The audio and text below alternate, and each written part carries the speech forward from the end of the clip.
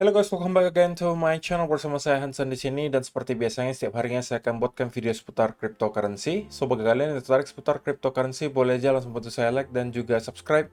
Jangan lupa juga untuk hidupkan lonceng notifikasinya supaya kalian gak ketinggalan update terbaru seputar cryptocurrency. Oke, pada hari ini guys kembali kita akan bahas seputaran Bitcoin dan seperti biasa kita bakal mulai dari market cap terlebih dahulu. Per hari ini, secara global market cap kripto berada di angka 795 billion dollar atau naik sekitar 0,05%. Nah, Bitcoin sendiri di angka 16.600-an, Ethereum 1.197, BNB 245, XRP 0,33, Dogecoin 0,07, Cardano 0,24, dan Polygon Matic berada di urutan ke-10 dengan harga 0,76 dolar. So, per hari ini kita melihat market dalam keadaan yang mix, bagian ada yang hijau, ada juga yang merah, walaupun penurunan dan kenaikannya nggak terlalu signifikan guys, hanya kurang lebih 0, sekian persen hingga kurang lebih 1%. So, itu adalah outlook sementara dari beberapa top coin yang ada. Sekarang kita masuk dulu ke beberapa berita dan data terbaru hari ini. Nah, yang pertama yang sampaikan di sini, MicroStrategy Bitcoin purchase divides the crypto community. Jadi, sekali lagi kita melihat Michael Saylor melalui MicroStrategy perusahaannya itu membeli lagi Bitcoin, guys. Setelah kemarin kita ketahui beberapa minggu atau 1 bulan yang lalu kurang lebih ya, kita melihat MicroStrategy itu sempat menjual beberapa Bitcoin yang mereka mempunyai. Dan kali ini mereka kembali akumulasi dan penambahannya itu diumumkan oleh Michael Saylor sebesar 2.500 Bitcoin. Sehingga untuk sekarang mereka mempunyai total sebesar 132.500 Bitcoin yang dibeli dengan total value sebesar 4 billion dollar dengan harga rata-rata di 30.000 per Bitcoin. Jadi untuk MicroStrategy sendiri untuk sekarang sebenarnya guys itu masih dalam keadaan merugi. Kalau misalnya kita lihat harga rata-ratanya itu 30.397 dengan harga Bitcoin sekarang yang kurang lebih berada di range 15-an ribu, berarti mereka itu sekarang dalam keadaan floating minus 50% guys. Oke. Dan hal ini tentunya juga memicu kontroversi karena sekali lagi ada aja orang yang mengatakan bahwa setiap kali Michael Saylor mengumumkan bahwa mereka membeli Bitcoin, biasanya tidak lama kemudian kita bakal melihat Bitcoin itu drop, guys. Tetapi menurut kalian bagaimana, guys? Dengan kali ini, apakah menurut kalian dengan adanya tweet dari Michael Saylor ini pada akhirnya akan memicu sell off lagi dan bisa jadi kita akan membuat lower low baru? Kalian boleh kasih komentar kalian di kolom komentar di bawah. Tapi pada intinya kalau misalnya kita perhatikan ya sebenarnya distribusi atau penjualan yang mereka kemarin lakukan itu sangat tidak signifikan guys secara persentase dari total yang mereka punyai karena sampai sekarang pun ternyata mereka masih ngehold kurang lebih 132.500 Bitcoin. Gitu ya. Jadi itu adalah yang pertama. Kemudian yang kedua, kita bakalan recap gitu ya untuk beberapa hack terbesar yang terjadi di tahun 2022 karena kita sudah di akhir tahun nih guys. 2 hari lagi kita udah masuk ke 2023 gitu ya.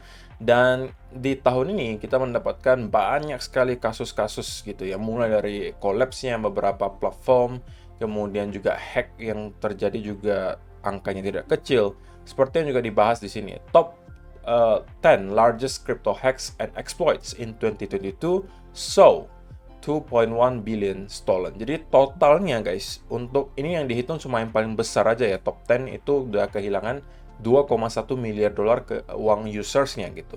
Jadi ini nggak nanggung-nanggung.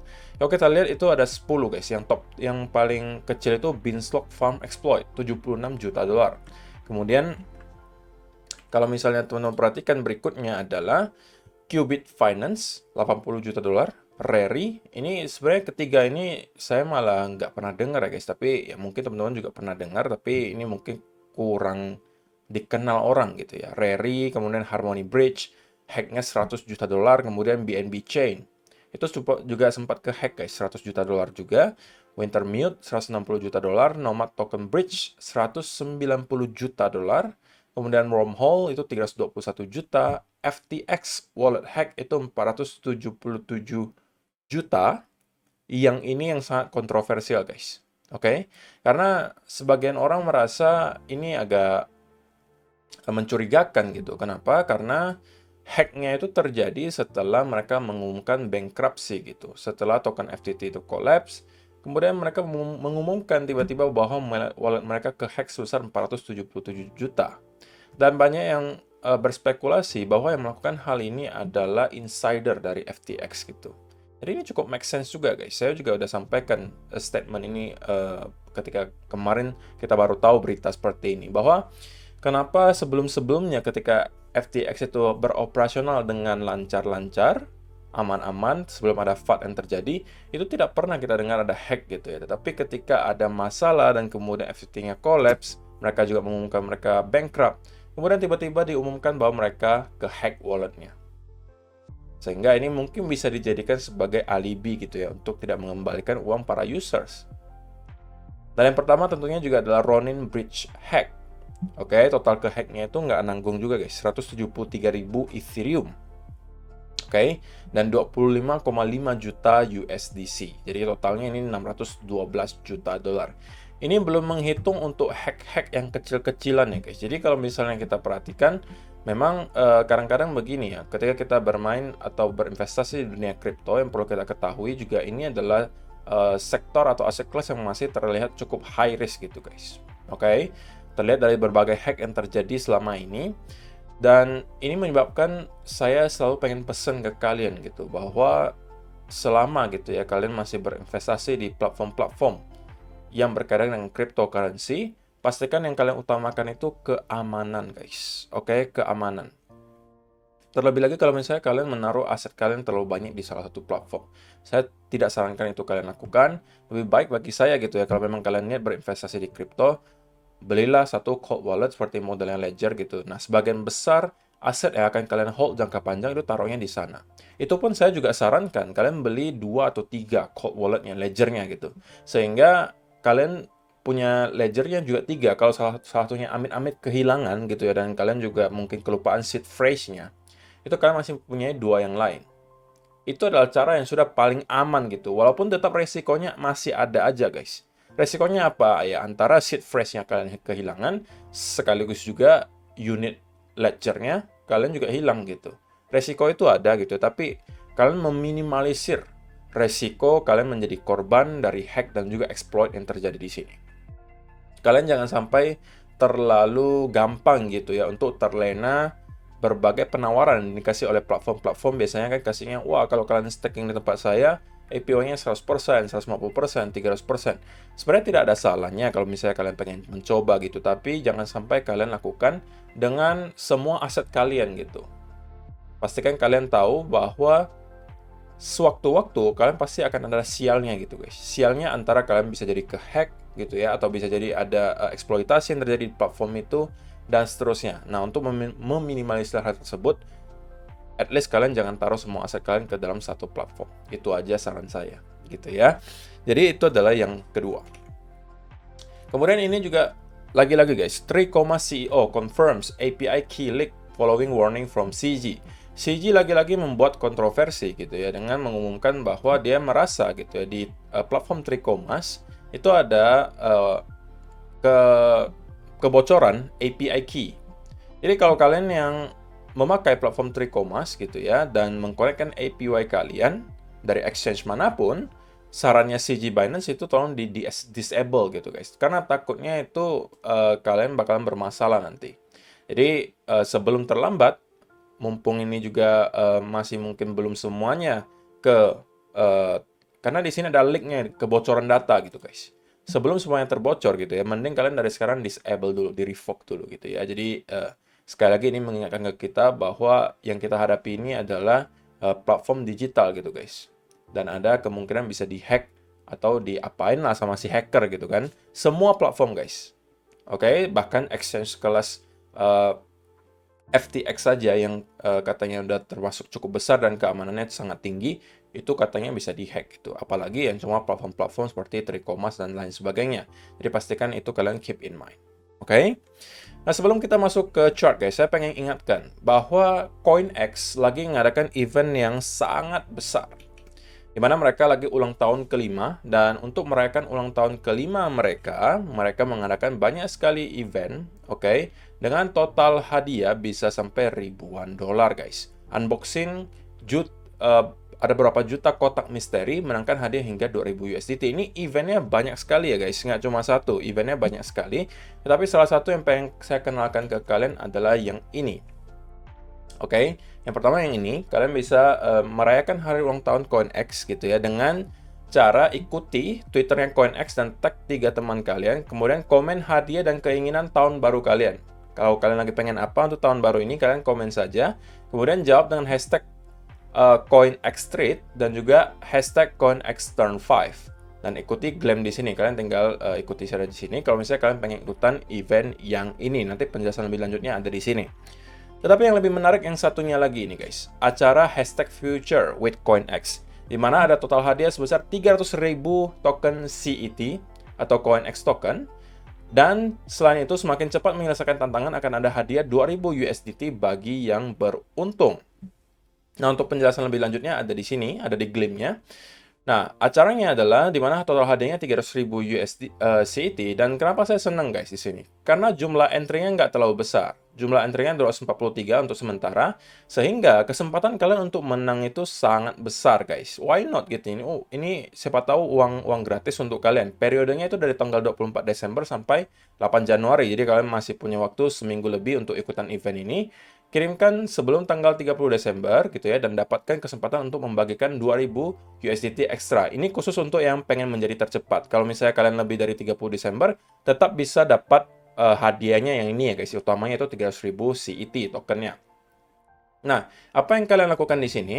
Kalian itu ceritakan kehidupan kalian yang telah berubah selama 5 tahun terakhir dan antisipasi masa depan Anda.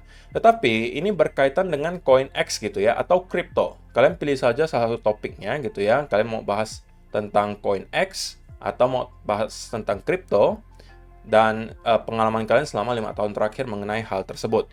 Tidak ada batasan, kalian boleh pakai konten video atau gambar gitu ya. Periode kampanyenya 24 Desember sampai 8 Januari 2023. Kirimkan video dan gambar kalian sebelum tanggal 30 Desember. Kalau kalian yang paling cepat nih, ini masih ada kesempatan dan bisa dapat kesempatan memenangkan tambahan 2000 USDT.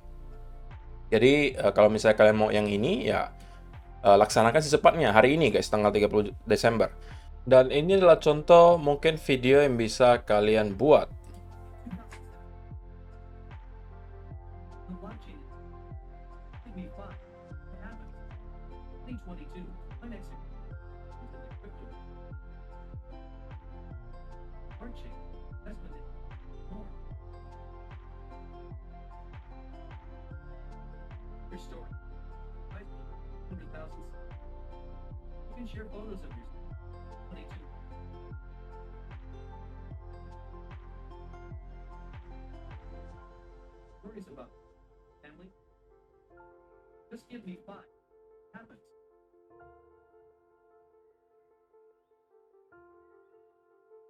Ya, jadi itu dia adalah contoh-contohnya video yang bisa kalian buat gitu ya guys untuk mengikuti event yang satu ini. Persyaratan partisipasinya cukup gampang, kalian cukup ikuti saja Twitternya CoinX Indonesia @CoinXindonesia di sini. Kemudian gunakan hashtag Futures with CoinX dan juga hashtag CoinXTurn5 berpartisipasi dalam format video ataupun gambar. Gitu ya. Jadi nanti kalian buat story di Instagram kalian, boleh pakai gambar atau pakai video. Nah, nanti dalam gambar dan videonya itu sertakan hashtag Future with CoinX dan juga hashtag CoinXTurns5. Jangan lupa juga ikuti Twitter CoinX Indonesia. Partisipasinya dalam bentuk video atau gambar terserah kalian. Dan yang menjadi pemenangnya itu ada 100 pengguna beruntung yang di global. Hadiah pertama itu 10.000 kali 10 orang kali 10.000 CET. Hadiah kedua 20 orang kali 5.000 CET. Hadiah ketiga 30 orang dikali 2.000 CET, pemenangnya 40 kali 1.000 CET. Jadi 6 cara untuk masuk di sini kalian juga bisa lakukan. Ikuti Twitternya CoinX, kemudian kunjungi halaman ini untuk enter gitu ya. Kalau saya udah selesaikan ini, tinggal nanti saya isi saja link untuk video atau postingan saya di Instagram. Oke? Namun tentunya untuk kalian dapat mengikuti semua event ini, kalian perlu punya account CoinX. Nah, untuk kalian-kalian yang belum punya account CoinX, silakan kalian mendaftar dulu. Linknya sudah saya sediakan di kolom description box di bawah. Jadi silakan kalian tinggal klik saja link tersebut, kemudian mendaftar, dan kalian sudah bisa mengikuti berbagai event dari CoinX yang sedang berulang tahun ke-5 ini. So, langsung aja kalau misalnya tertarik, klik link yang ada di kolom description box di bawah.